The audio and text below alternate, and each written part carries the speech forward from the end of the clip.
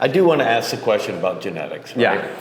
Because as I go through this, a lot, I feel like a lot of times I'm hitting on all cylinders, meaning like I am feeding it, right? I am taking supplements. I am doing everything that's needed to help me grow, but I'm getting about a pound, maybe 2 a year. Yeah. So help me understand why how can somebody be lifting like thinking like a Nick Walker, where he could be sitting up there, he's already been training for I don't know how many years, but he's still putting on like 15 pounds in a year where I can get 1. Genetics are tough, aren't they? Genetics are the most important thing in the sport. Yeah. I always like to think of terms of genetics, you have groupings of genetic ability. Genetics not only put someone at a higher starting point, but then they will dictate how fast that person progresses. It's like a compounding type of situation where the more they start ahead, and then as they do work, they also progress faster because a lot of those genetic factors allow everything they do to create a more pronounced result. Right. So now this is not to say that the elite competitors do not work hard. In my experience, it's like its own, even though everybody's competing in the same league, it's like a different league, right? Once you get to not just the top 1%, and we've had this discussion before, but I think that, once you get to the pro level of any area, you're dealing with like the top 1%, and even probably just shy of the pro area, you're dealing with the top 1%. But then the margin of difference between people that just squeak into the 1% to the very top of the performance spectrum is absolutely massive. Yeah. And I've given you these examples before, but like you even see it in finance, right? To get into the 1% of net worth in the United States, you need something around $11 million, right? You have $11 million, you're in the 1%. Do you want to be the tippy top? You need about $240 billion, right? They're massive spectrum. Yeah, right. And it works that way in almost every arena. To get into the 1% of height for males, you need to be about 6'3". If you are 6'3", you're in the 1%. To get to the tippy top, you're looking at, there's multiple guys that are 7'7". Yeah. You just can't teach that. So, but then here's the thing is like, there are some people within your genetic spectrum that you can outwork them. They maybe have better genetics than you, but you can do all the other things right with effort and consistency and methodology to catch them if they fail to do those things.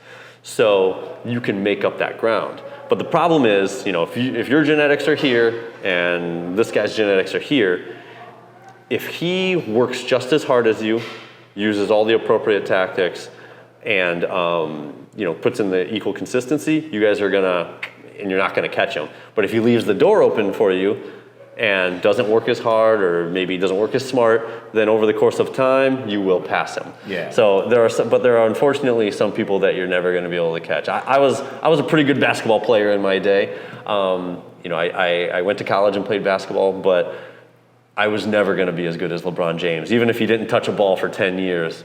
If we could have gone back in time and they said, LeBron, you can't touch a basketball for 10 years. Yeah. And then they could have paid me to just practice every single day. And then 10 years later, we could have picked up and played one-on-one, and I'm sure I would not have won. Yeah. I just wasn't going to catch him no matter what I did. Yeah. So I think it's just genetics play a part. And then it becomes a matter of, do those with genetics do everything in their power in terms of effort and methodology? So you mentioned someone like Nick Walker. I'm certain there are plenty of other guys out there with Nick Walker's genetics. Nick Walker has elite genetics. But there are plenty of other guys with elite genetics. They're not getting Nick Walker type results because they're not putting in that work. Yeah. So, in the same way, there are plenty of other guys with Brian Kelly genetics that are asking, how does Brian get all this progress? Because they're not putting in the effort, they don't have the right methods, and they don't have the consistency that you do. So it's all about kind of working within your general relative genetic spectrum. Right. Let me ask one other thing too, rep range, and we'll probably get into a lot of this when we talk about like working out. For a while there, I was like really strong at squats. I even hit like a 605 at one point. Mm-hmm. My legs were, like you even said in the beginning, they need development and they need big. And I couldn't understand how could I be so strong, but my legs were the weakest, the smallest point. You know what I mean? It's like my upper body wasn't as strong as my legs, but my legs were smaller. And somebody once told me it was because of your rep range. You know what I mean? Yeah. You're going really heavy all the time, and so you have dense muscle fiber, but there's not as much, you got to go higher volume. So, I mean, I didn't know what your thoughts were on all that. Or Yeah, I mean, there's a lot to this, so why don't we break it down? First of all, the standard historical advice was you got to lift heavy to get big, right? Yeah. So you're like, I'm going to lift heavy, and you're like, I'm going to lift 600 pounds. You see the Ronnie Coleman video. Yeah, buddy!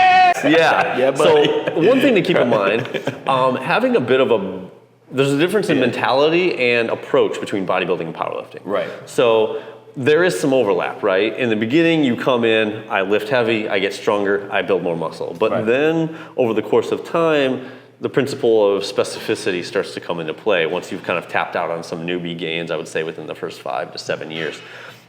Similarly, like a lot of guys will play baseball and football, right? There's a throwing motion that carries over, if I'm in grade school and even the early stages of high school, hey, pitching and being a quarterback, there's some similarity there.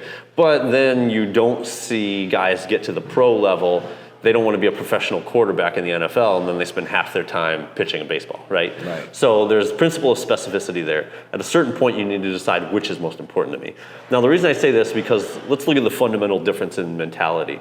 When I'm a bodybuilder, the weights are a tool to stimulate muscle growth in my body, right? I'm a power lifter. My body is a tool to move the weight from point A to point B.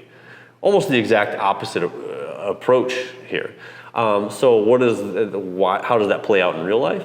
In that it's almost the exact opposite, because when I'm a bodybuilder, I want to make whatever weight I'm using feel heavy by putting as much tension on that target muscle by using just the muscle to lift it. But in powerlifting, to get strong in terms of the absolute sense, like I'm squatting 600 pounds, would be how do I make that 600 pounds feel as light as possible when I'm moving it from point A to point B?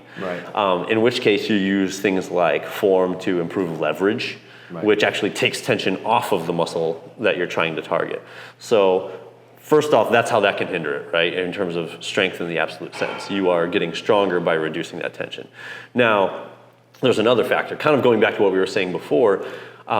When you go and ask the guy in the gym with the biggest pecs, how do you get the biggest pecs? Heavy bench press, right?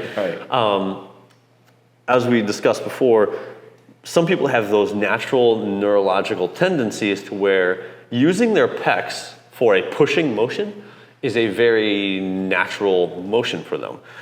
They have the ability, when they put any sort of weight onto a pressing motion, their pecs will soak up all of that tension, and most of the lift is being generated by their pecs.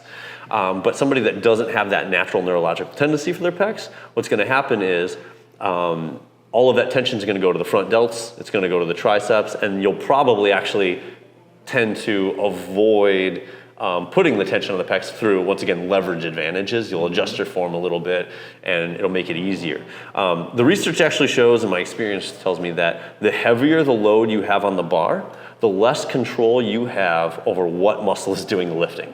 There's a mechanism in your body that says, this is a heavy weight, let's lift it by any means possible, and you'll defer to your natural neurological tendencies. You don't have time to pick what weight is doing the lifting.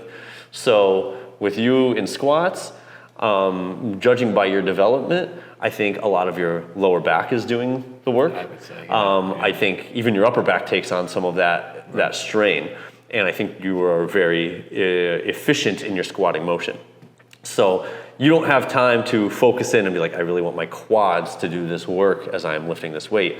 But once again, the research shows the lighter the load is, so if we're doing sets of 15, sets of 20, then you have much more control over which muscle groups are doing the lifting. And so that is why, I'll use myself for example. My triceps are my most developed muscle group. When people ask me what my favorite exercise is for triceps, is heavy dumbbell kickbacks, which for the majority of people is a horrible exercise. It works well for me because when I hoist a weight in a kickback motion, I have no problem putting the attention exactly where I want it and when I want it, because that is my most gifted muscle group in terms of the neurological sense. It's a horrible exercise for most other people. So when somebody is elite in one area, usually, not always, but usually what they're doing is almost horrible advice for somebody that's not gifted in that area. The rules are just different. Gotcha. So let me ask you your opinion on this, because the cardiologist told me something similar. He always told me that blood is looking for the easiest pathways to get to where it's going, right? So what happened was my blood pressure was high, right?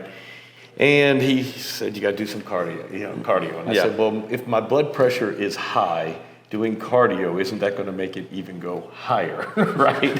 So I said, I've always heard that you should be doing it for your heart health, but how is that going to make it better when it's already high? And that's his response was, his blood's going to go to where it's trying to go. And if it can't get there, we'll grow new pathways.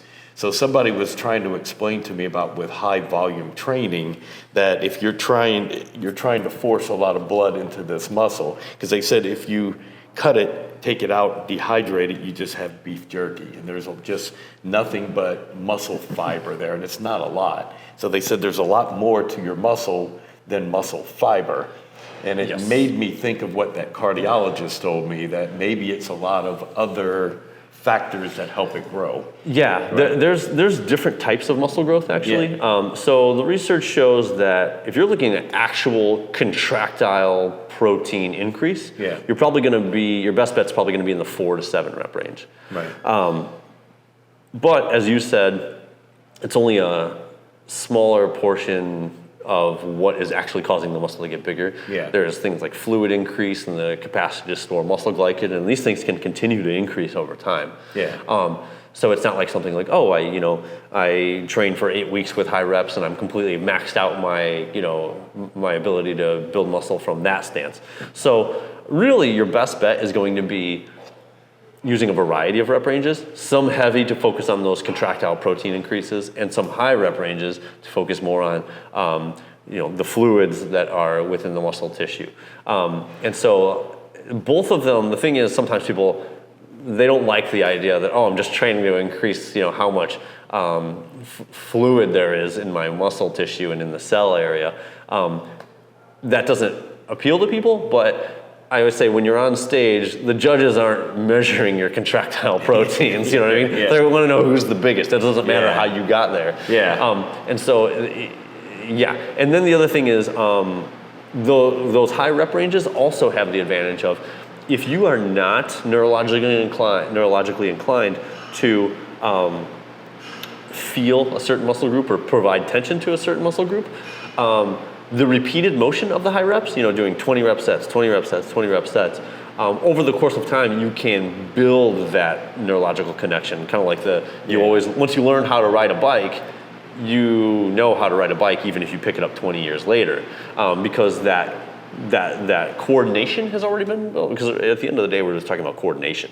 Right. Are you coordinated enough to tap into that muscle group?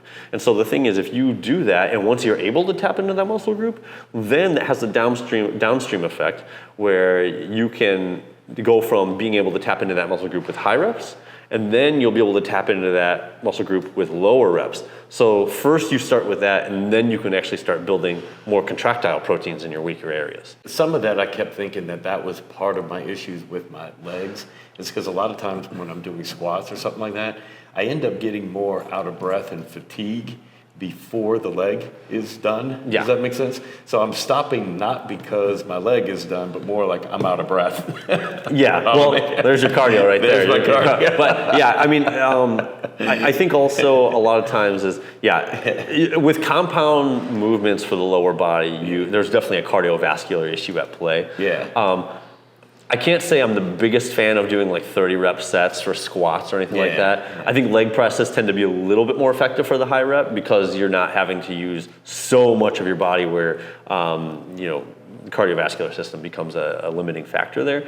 But, there have been a lot of people that have developed impressive lower bodies with just very high rep, and essentially, I believe what they're doing is, at first, the cardiovascular system is a limiting factor. Yeah. But then essentially they keep doing it so regularly that the cardiovascular system catches up. Yeah. So I think that there's probably a hindrance in the start of using high rep leg training for compound movements, at least.